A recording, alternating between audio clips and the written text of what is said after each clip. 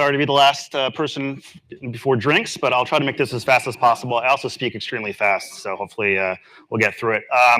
Just wanted to survey the room. How many of you are product marketers in the software technology space?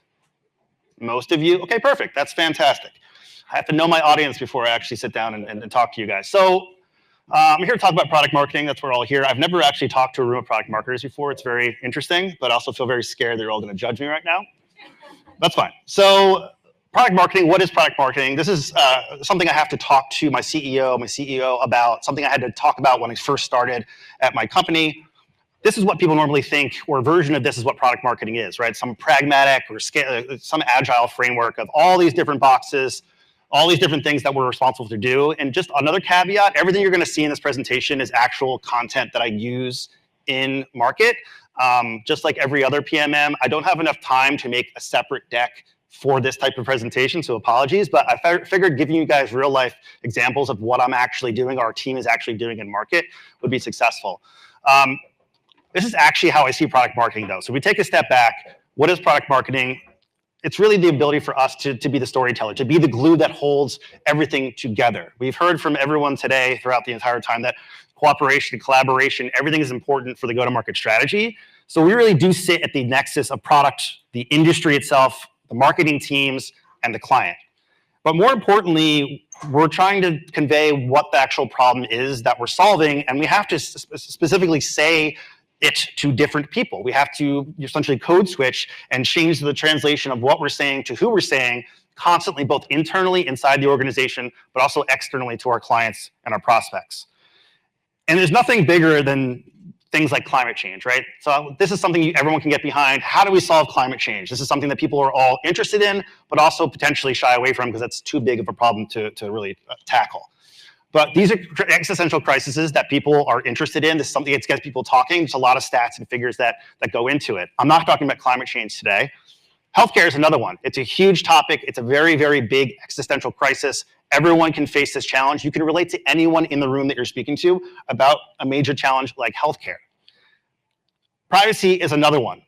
Privacy is a huge factor for all of us. It's been more and more important. All the things that are happening with TikTok, all the things that are happening across the globe. Privacy is at the forefront of what all of us are concerned about as just people who live in this world. So what I came to talk to you guys about is data privacy. That's a major factor, a major issue that our company is looking to solve. So I am in the software technology industry. I am specifically in the marketing and advertising industry. But what I'm really here to talk about is data privacy.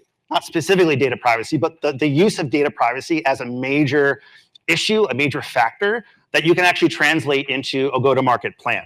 And not only are we talking about the product, the market, the industry, and the customer, but things like data privacy, you actually have to think about things like public policy, public opinion on what privacy actually means to you as an individual, the technical requirements, what goes actually behind the internet and how it works, how it's collecting your data. And the business requirements, actually how do you translate something that potentially could be technical or boring like privacy into an actual business value to the person you're speaking to at the other end of the Zoom call or the other end of the table.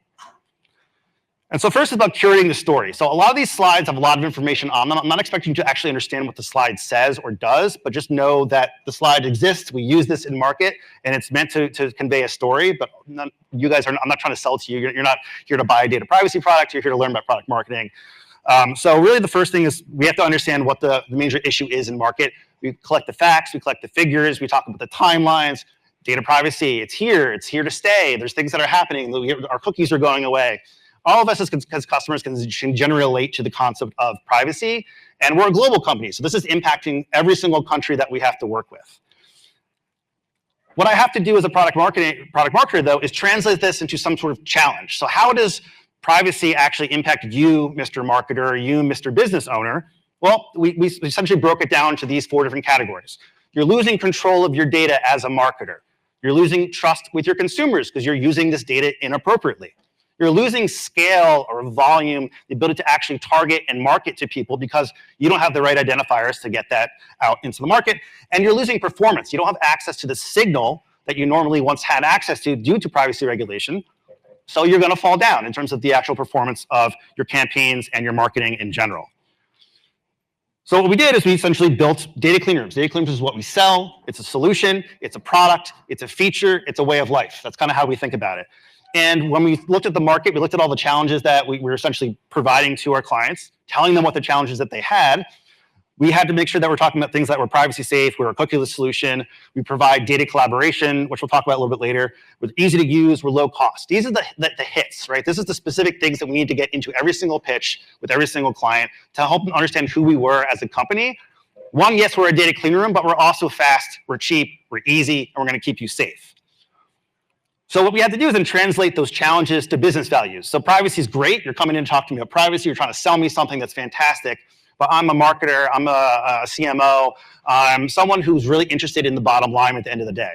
So we had to make sure we were still talking about the privacy, but also the performance of what we're actually translating to at the end of the day. So we're going to help you acquire new customers, retain existing customers, drive increased spend from those customers, and reduce and minimize risk, right? These are great things. It's thumbs up. I really want to do this. This is fantastic.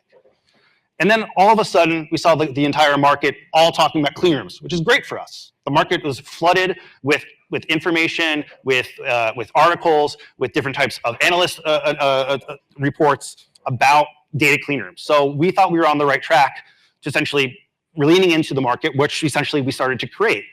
Then we took that upon ourselves to then flood that market with additional thought leadership, starting to push the narrative back to ourselves, making sure that our narrative, which was really the original narrative, was the primary narrative in market, which we started to become a household name. So infographics, guides, and playbooks, you guys know the deal.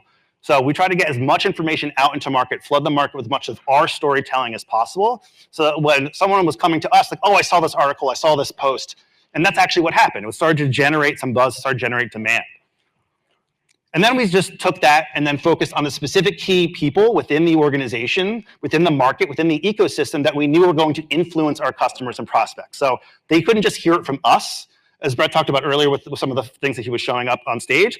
You have to hear it from other people who are validating what your story is in market. So industry organizations, the journalists that are specifically in your field, in your organization, the actual analysts who are generating the reports, generating the comparative analyses of your industry, and the consultancies who are actually whispering in the ear of your clients at the end of the day, trying to help them to understand the new technology and actually what technology to buy. You want them to point to you. So then we took a look at who we're actually talking to in the room. Every single person that we spoke to, from the top to the bottom, has a different perception, a different use, a different way that they're going to leverage privacy to increase their status, increase their stage at their company and in life. With C-suite, so the CMO, the CEO, whoever it's going to be, they're focused on privacy because it's actually tied to the reputation of the company. So we're not talking about bottom line figures. We're not talking about deprecation of these technical things that they don't understand. Saying, look, if you're not on the right side of privacy, customers are going to stop buying your products. You're going to be screwed, essentially. So people really understood that. And from a C-level suite, we got them on board. We got them talking the narrative. We got them kind of leaning into the situation here. The commercial leads, and again, usually when we get a product sold, there's a couple different people that we have to deal with and maintain a relationship with as a product marketer on behalf of sales and the customer success team. One is the commercial lead, the person you originally sold the product to, or their feature to. They're focused on revenue. How am I going to put more money in your pocket? Our goal is to drive that value to them, making sure the sales and CS representatives are giving them the right information that shows that we're increasing incremental value for you because of this product. We're giving you something new to sell. We're actually expanding you to a new buyer market. So it's all about money for them in terms of how privacy can translate to dollars and cents. And then you have the operational lead, the person's actually hands-on keyboard, doing the work inside of the product, the feature, the platform, the person you're probably dealing with on a daily basis. They're all about efficiency. Make my life easier. I'm working 60 hours a day. I'm sitting inside of this platform. I'm just staring at a keyboard all day. Make my life easier and make my life more cohesive. So this is where we start talking about reducing the cost and overhead to make them a shining star in their boss's kind of eyes. Streamlining their day-to-day process and actually how they use different types of features and functionalities in the product itself, and then actually solving a client need. They are client-facing as well. Their clients have problems. We're going to help them try to solve them. So again, we have to take a different approach and speak a different language, all focusing on privacy, but having a different outcome and a different story that we're telling to each of those individuals in their minds. So we ended up on just the concept, the go-to-market strategy of privacy is good for business. We started with a challenge. Privacy is horrible for your organization because it's causing all of these issues. And then we essentially flip the script on them. Now we're talking about privacy is actually good for your business. It's actually going to generate value for you at a reputational level, at a revenue level, at an operational efficiency level. And then we started to talk about that in market. We started to build on this concept of privacy is good for business, an existential challenge leading it into business level solutions. So it's going to reduce cost for you. It's going to reduce risk. It's going to increase your growth. It's going to increase efficiency. All these points on here are specific to my industry, specifically in the advertising technology industry, but they can be applied to any industry who's focused on use of data, or any industry who's focused on B2C, anyone who deals with customers, which is pretty much every company that's out there. And then we took it even a step further, and I like alliteration as a product marketer. How many people like alliteration as a product marketer? All right, fair enough. So I find it's really easy for people to remember things, but with using alliteration. So privacy, precision, performance. We took the initial privacy, and then we essentially decided to build out other pillars that we had tied thought leadership, educational materials, different ways to sell to different types of buyer profiles. That's essentially what we started to build, and this became our mantra: privacy, precision, performance. That's what you think of when you think of our company. So this is the go-to-market framework that our team built, put together, and started to execute on. And then we went to market with it. So what does this look like when you actually take privacy as an existential crisis, break it down into a specific go-to-market plan, which is just 3 words, and then how do we actually execute it in a go-to-market plan? So first and foremost, you have to define your own market. You have to define the ecosystem that you're in. If you don't do it, someone else is going to. So we took a leader approach, first-to-market approach, saying that we are in this box. We do this. We work really well with all these other players. Yeah, some of those other players have competing technology, but we feel we are filling a need that they do not fill. So consultancies, advertising agencies, different types of analysts would come to us because we had this framework first. We were able to articulate this new space that was evolving, that was changing, and give them something to sink their teeth into and something to follow. So we were able to define the market and the competitive set as well. Obviously, we're going to say that we have all the green check boxes, we had the full Harvey balls, whatever you want to say, but we're able to define the market, the competitive set, before we went and actually launched to market. Then we have to crystallize the product value and the differentiation. So because we defined the market, because we know the competitive set, we can pick and choose what features, what functionality, that we are essentially bubbling up as our own value proposition. How do we differentiate ourselves in market? You don't have to know what these are specifically, but these are the 5 we landed on as this is what we do better than anyone else in the market from our own analysis. And then we actually work with those industry organizations to actually define standards. So we're in a new market. It's a privacy market. It's a very sensitive market. It's really brand new. Let's work with the right people who are already designated to start developing standards and practices. And I participated in the creation of the standards themselves. And then I take those standards and I translate them back to a specific way that our clients can actually evaluate a vendor that makes sense for them. So we translated IAB Tech Lab as an industry organization focusing on standards in the advertising and tech world. Boring stuff many times, but we essentially took that and we essentially translated into a framework of the criteria that you should actually be using when you're actually selecting a product that we sell. Then we map out the partner ecosystem. Who we actually go to market for. This is a pretty typical thing every product marketer does. Who do we sell to? What's the value that we're going to be essentially leaning into? How do we translate that to the different types of content, collateral, positioning, so on and so forth. And then we took that even a step further. It's like, look, we're in privacy, right?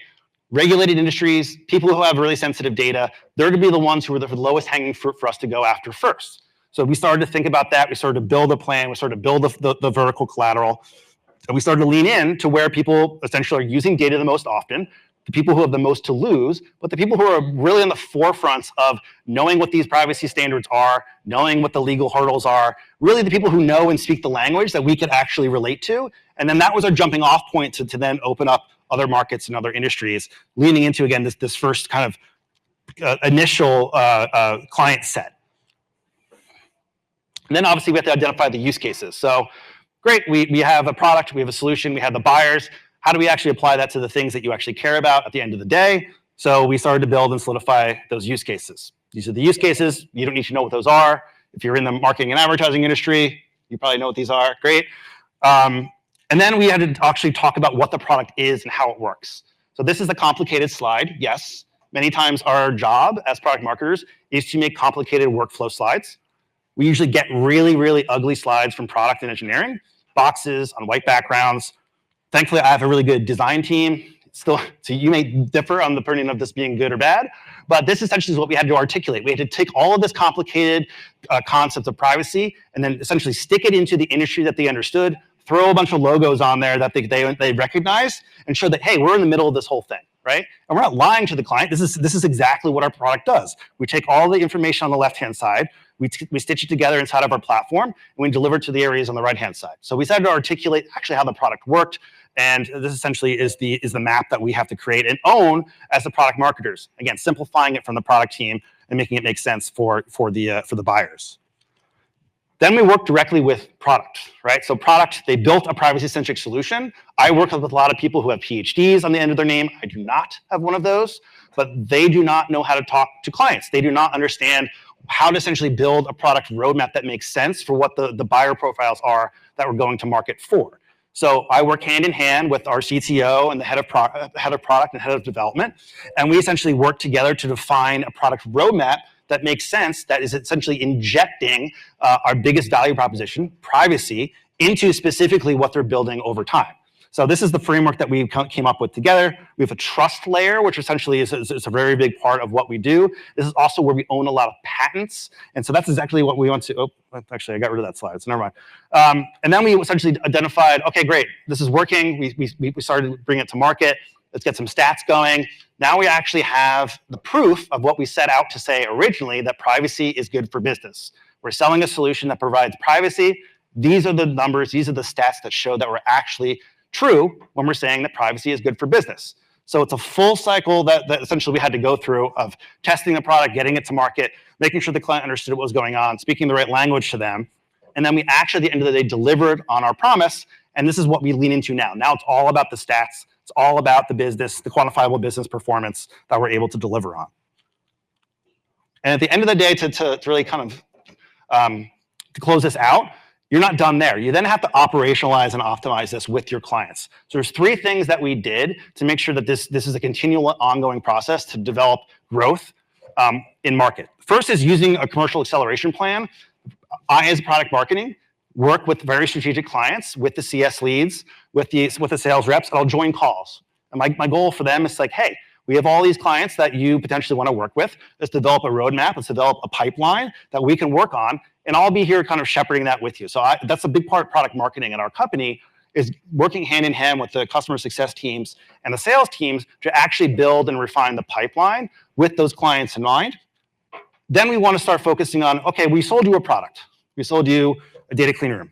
That's great. But what does it mean to you? What does it mean to your business? We actually the major part of our job is actually translating the data clean room into an actual solution that they can then sell to their ecosystem. If I'm a privacy-centric solution, I'm a B2C brand, I want to be seen as someone who has a privacy-centric ecosystem, a privacy-centric way about collecting and using data. So what we normally would do is work with our clients to say, hey, you bought this product from us. We're going to help you actually build a solution, brand that solution, bring it to market, and they're essentially selling your solution to a plethora of their clients powered by your own technology. And then establishing a feedback loop. So making sure you identify the people at the company who are those privacy advocates, the people who are at the C-suite, the people who are actually hands-on keyboard, the people I talked about earlier in terms of the commercial leads and the operational leads, and get them in an advisory board, get them talking to product, getting through the feedback loop, and they may know things about the regulatory industry that we might not know about. It's a great way to just to continually tweak and update the product roadmap with direct strategic advice directly from your clients' mouths. And it works. So these are 3 different products that our clients brought to market. They branded it themselves. They have their own materials. We essentially created a sales enablement team for them, and they're starting to see results across the board. So we took a single idea of privacy, we translated it to the fact that it's great for business. We showed some stats on how it works, and then we got our clients to essentially take that idea and resell it back to their own industry and market it themselves as their own solution.